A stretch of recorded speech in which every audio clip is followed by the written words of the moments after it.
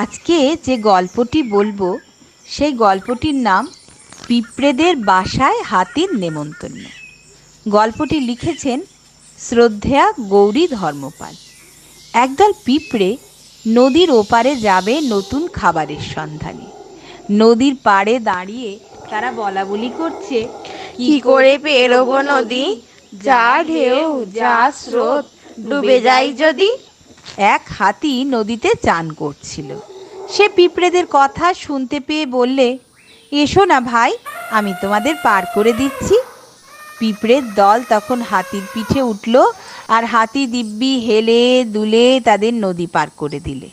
পিঁপড়েরা বললে, কি ভালো ভাই তুমি, আমরা যে খাবার পাবো তোমাকে তার ভাগ দেব। হাতি একটু হেসে বললে, আচ্ছা।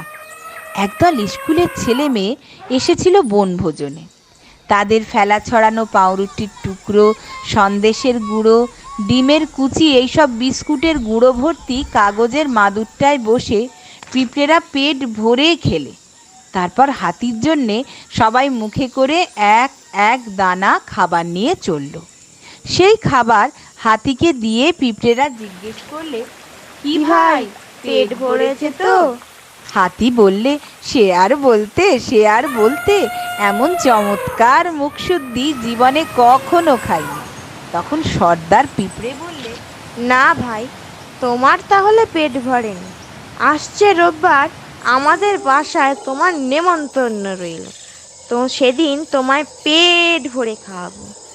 পিঁপড়েরা বাসায় ফিরে রানীকে বললে, মা, আসছে রোববার হাতিকে নেমন্তন্ন করেছি, কি কি জোগাড় জাগাড় করতে হবে বলো। রানী বললে, করেছিস কি রে হাদারাম, পায়ের ডাপে পিঠে কাঁপে, নিঃশেষের ঝড়ে পড়ব তোরে।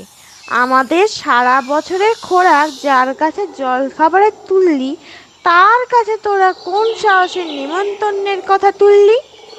পিঁপড়েরা বললে, অত তো ভেবে দেখিনি মা, করে ফেলেছি, এখন আর কি আর করা।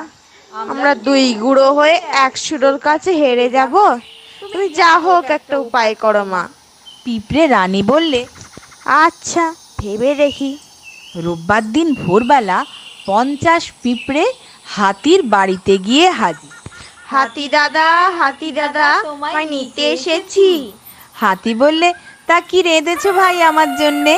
পিঁপড়েরা বললে, তুমি যা যা ভালোবাসো তাই। এক পাহাড় কচি পাতা, এক পুকুর খিচুড়ি, ভাতের গোল্লা, বাদাম ছোলা, ফল ফুলুরি, কচি পুরি পুরি, মিঠাই মন্ডা গন্ডা ঘন্টা, যা চাও যত চাও। হাতি বললে, দেখতে ছোটখাটো হলে হবে কি, তোমরা তো বেশ করিত কর্মা দেখছি। বাচ্চা হাতি মায়ের গায়ের ফাঁক দিয়ে মুখ বার করে বলল, আমিও নেমন্তন্ন যাব বাবা। পিঁপড়েরা বললে, হ্যাঁ, ও চলুক না। বনের মধ্যে দিয়ে চলেছে হাতি, বাচ্চা হাতি আর পিঁপড়েরা। পথ আর ফুরোয় না। বাচ্চা হাতির ভীষণ খিদে পেয়ে গেছে, হাতিরও। হাতি বললে, ভাই, তোমাদের বাসা আর কদ্দূর? এ যে মানুষ পাড়ার কাছাকাছি এসে পড়লুম মনে হচ্ছে, কোনো বিপদ টিপদ হবে না তো? পিঁপড়েরা বলল, না না, বিপদ কিসের, এখন তো ওরা সবাই ঘুমোচ্ছে। আমাদের বাড়ি এই কলা বাগান পেরিয়ে আর একটুখানি। হাতি বললে, কলা বাগান? দাঁড়াও তো ভাই, একটু দেখে আসি কেমন কলা বাগান। পিঁপড়েরা বলল, আচ্ছা যাও, বেশি দেরি করো না কিন্তু। হাতি বললে, না না, এক্ষুনি ফিরে আসছি। কলা বাগানে ঢুকে হাতি 40-50টা কলা টপ খেয়ে বাচ্চাকে খাইয়ে সুর মুছে পিঁপড়েদের কাছে ফিরে এসে বলে, চলো ভাই। আবার চলেছে তো চলেইছে। হাতি বললে, ভাই, তোমাদের বাসাটা তো বড্ড দূর দেখছি। পিঁপড়েরা বললে, তাই কি? আমাদের তো এই চিনে বাদামের ক্ষেতটা দেখলেই মনে হয় এবার বাড়ি এসে পড়েছি। হাতি বললে, কই চিনে বাদামের ক্ষেত? পিঁপড়েরা বললে, ওই তো, যাও না ভাই, ঘুরে এসো না। আমরা ততক্ষণ এই ঝোপের ছায়ায় একটু বিশ্রাম করে নিচ্ছি, তাড়াতাড়ি এসো কিন্তু। হাতি দুপা গিয়ে ফিরে এসে বললে, কেউ আবার কিছু বলবে না তো? পিঁপড়েরা বললে, না না, ও তো আমাদেরই পাড়া, আমরা তো হামেশাই যাই, কেউ কিচ্ছু বলে না তো। হাতি বাচ্চাকে নিয়ে চিনেবাদামের খেতে ঢুকে মনের সাথে চিনেবাদাম খেয়ে ফিরে এসে বললে, তোমাদের পাড়ার ক্ষেতটি ভারী চমৎকার, চলো ভাই। এমনি করে ছোলার খেতে ছোলা, আম বনে আম পাতা, জাম বনে জাম পাতা, এইসব বনভোজন করতে করতে দুপুর নাগাদ যখন পিঁপড়েদের বাসায় পৌঁছলো হাতি, তখন তার পেট আইঢাই করছে, একটু জল পেলে বাঁচে। পিঁপড়েদের বাসার কাছেই একটা পুকুর। চোঁ চোঁ করে জল খেয়ে হাতি পুকুর পাড়েই শুয়ে পড়ল। বাচ্চা তো ঘুমিয়েই পড়ল। পিঁপড়ে রানী এসে বললেন, ও কি হাতি ঠাকুরপো, শুয়ে পড়লে যে? বাসায় আসবে না, খাবে না?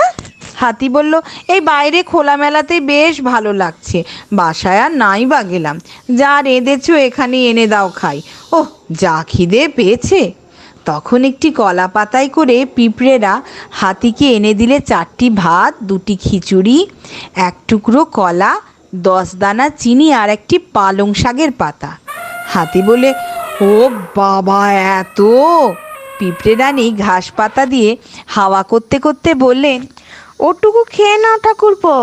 হাতি খেয়ে দিয়ে স্বাদ ঢেকুর তুলে বললে, বাবা যা খাওয়ালে, এখন বাড়ি ফিরতে পারলে হয়।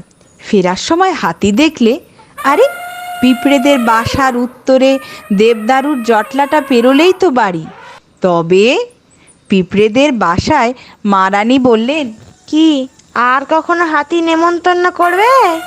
পিঁপড়েরা বললে, সারাটা বন আজ ঘুরেছি পূব থেকে দক্ষিণ, পায়ের ব্যথা সারতে নেবে পাক্কা 6টি দিন, প্রাণ বাঁচালি মান বাঁচালি বুদ্ধি মাতর ধন্য, আর হবে না পিঁপড়ে বাসায় হাতির নেমন্তন্ন।